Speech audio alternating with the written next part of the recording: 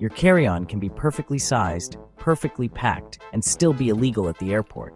That sounds impossible, but it happens every single day. Most travelers think carry-on rules are simple. Follow the size chart. Respect the liquid limits.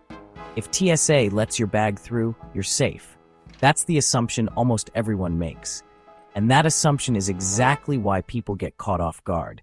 Because carry-on legality isn't just about what's inside your bag. It's about how it's packed, where certain items are placed, and which rules apply at which moment of your trip.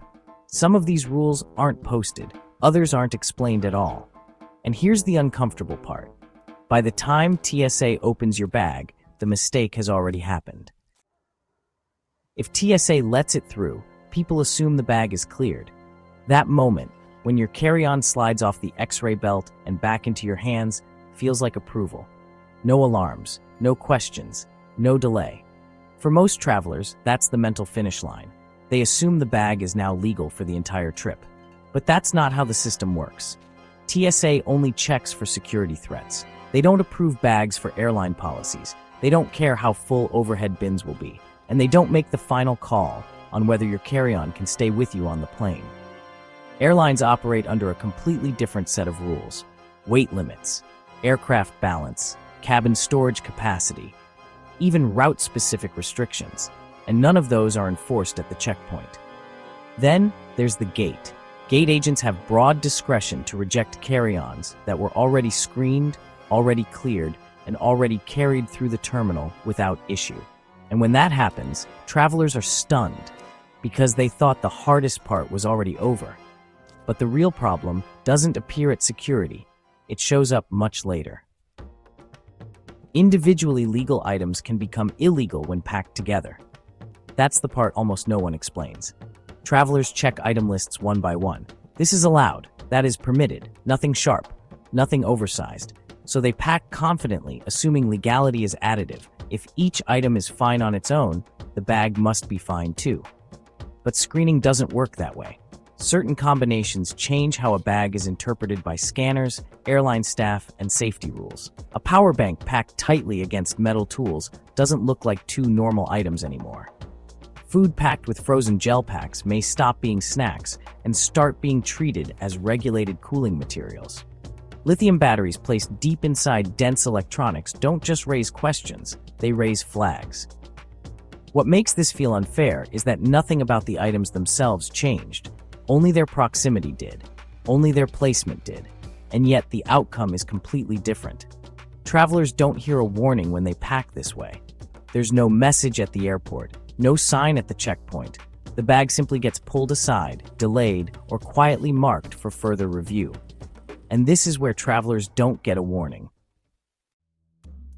Some carry-ons are rejected without ever being measured. Most travelers assume weight limits only apply to checked luggage. If a carry-on fits in the sizer and closes properly, they believe it's acceptable. In many airports, no scale is visible and no one mentions weight at all, which makes the rule feel optional. It isn't. Many international carriers and a growing number of US airlines quietly enforce carry-on weight limits at the gate, not at security, not at check-in, at the last possible moment. And when enforcement happens, it's often visual, not technical. A bag that looks heavy, overstuffed, or difficult to lift can be rejected on the spot. That's why travelers are shocked. Nothing changed about the bag. It passed TSA, it fit the bin, but suddenly it's not allowed anymore. What makes this worse is the inconsistency. One flight allows it, the next one doesn't. And there's usually no argument that works, because the decision isn't about measurements, it's about safety discretion. But weight isn't what usually gets flagged first. The battery itself isn't the issue. Where you put it is. Most travelers know lithium batteries are allowed in carry-on bags, power banks, spare batteries, smart luggage packs. None of that sounds unusual anymore. So people pack them wherever there's space and move on without thinking twice. That's where the problem starts. Lithium batteries are treated differently based on placement, accessibility, and visibility. A power bank buried under dense electronics looks very different on a scanner than one placed openly. Spare batteries wrapped inside tools, adapters, or tightly packed cables don't just appear cluttered, they appear risky. Smart luggage creates even more confusion. Some bags are approved only if the battery is removable. Others are fine through security, but rejected later if the battery can't be detached quickly. Travelers often don't find out until they're already at the gate. The anxiety comes from how fast this turns. One moment, the bag is allowed. The next, you're asked to remove items, repack on the floor, or surrender the battery entirely. And if this happens, TSA isn't the final decision maker. The gate is where bags become illegal. This is the moment travelers don't expect because everything already feels settled. You passed security, you walked the terminal. No one stopped you. So when a gate agent suddenly looks at your carry-on and says it can't come on board, it feels arbitrary. But gate agents have authority. TSA doesn't. They're responsible for overhead bin capacity, cabin weight distribution, aircraft limitations, and safety conditions that change by flight. A bag that's acceptable on a larger plane may be rejected on a smaller one.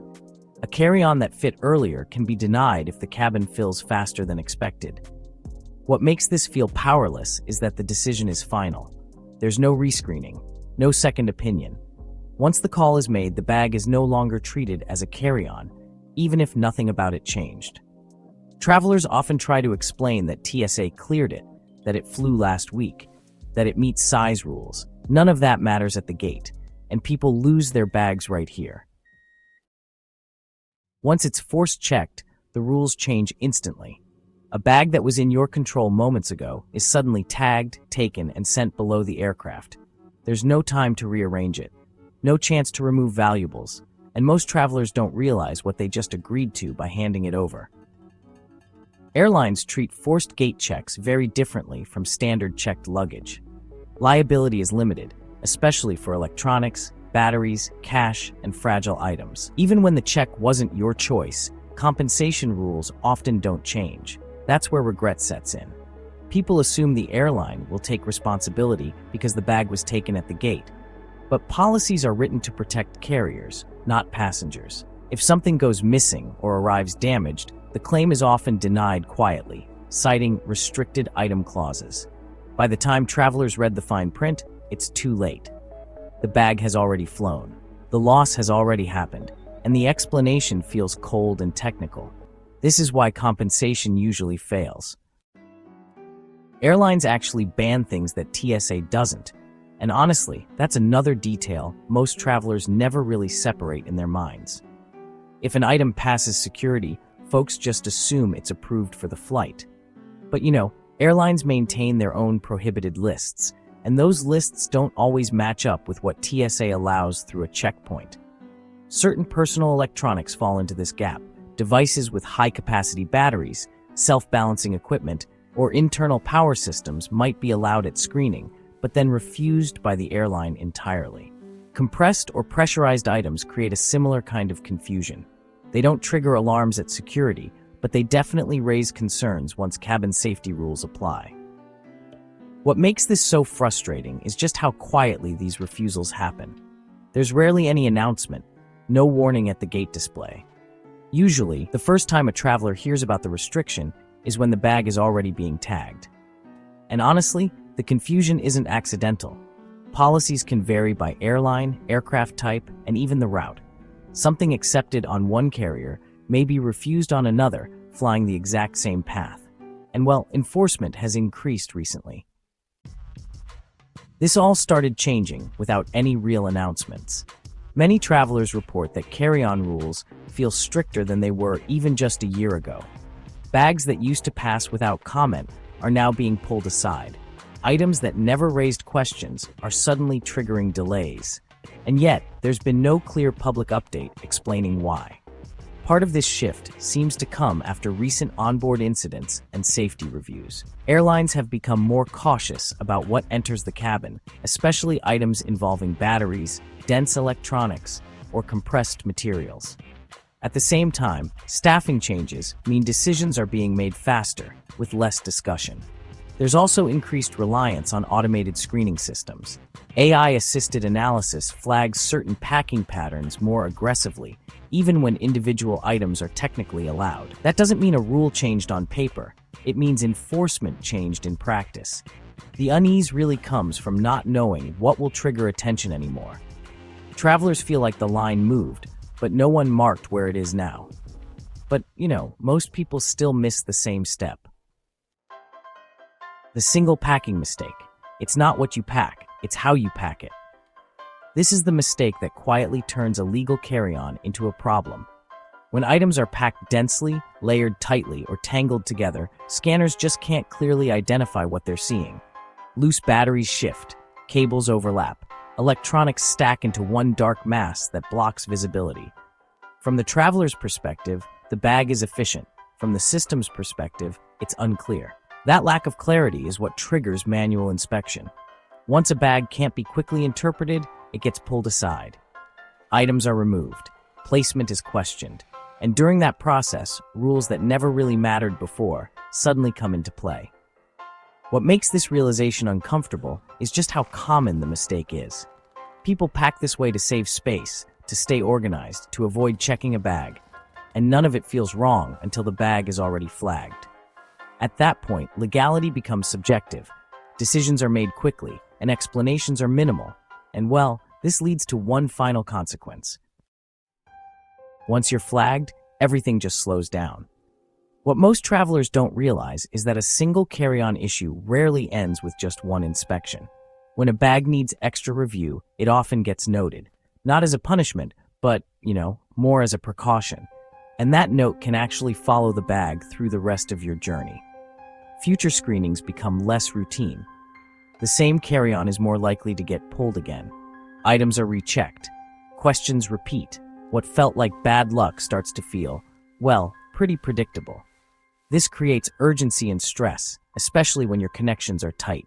Travelers rush, repack quickly, and honestly, make the same organization mistakes again. That only reinforces the pattern. The system responds with more scrutiny, not less. Airlines don't usually explain this process because it isn't a single rule. It's really an accumulation of small signals. Each one on its own seems harmless, but together, they change how your bag is treated. By the time travelers notice the pattern, they're already behind schedule. This is why airlines never explain it clearly. Because honestly, it's not a single rule. That's what makes this so frustrating for travelers. There isn't one policy you can read and be done with. Carry-on legality sits right at the intersection of TSA screening standards, airline policies, and aircraft-specific safety requirements. Each one applies at a different moment, and none of them override the others. TSA focuses on security threats. Airlines focus on cabin safety and operations. Aircraft rules depend on size, layout, and weight limits. When these layers overlap, the traveler is left trying to guess which one matters most and when. This is why no one warns you clearly. There's just no single announcement that covers every scenario. Airports don't post signs explaining internal packing visibility.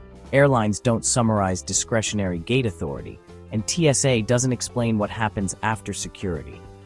The result is confusion that feels personal, even though it's really systemic. Travelers blame themselves without understanding what actually went wrong, and it won't be announced at the airport. Most people only learn this after losing a bag or missing a flight. Nothing about their trip felt reckless. The carry-on fit, the items were allowed, security didn't stop them. And yet one small packing decision quietly changed how the bag was treated at every step after that. That's the uncomfortable truth. Carry-on legality isn't fixed. It's situational. It shifts depending on how your bag looks on a scanner, how it's handled at the gate, and which rules apply in that exact moment. The mistake isn't obvious, and the consequences aren't explained in advance. By the time travelers understand what went wrong, the bag is gone or the flight is already boarding. Knowing this doesn't make travel perfect, but it does change how you pack and what you pay attention to before your next trip. Pack smarter, travel smoothly.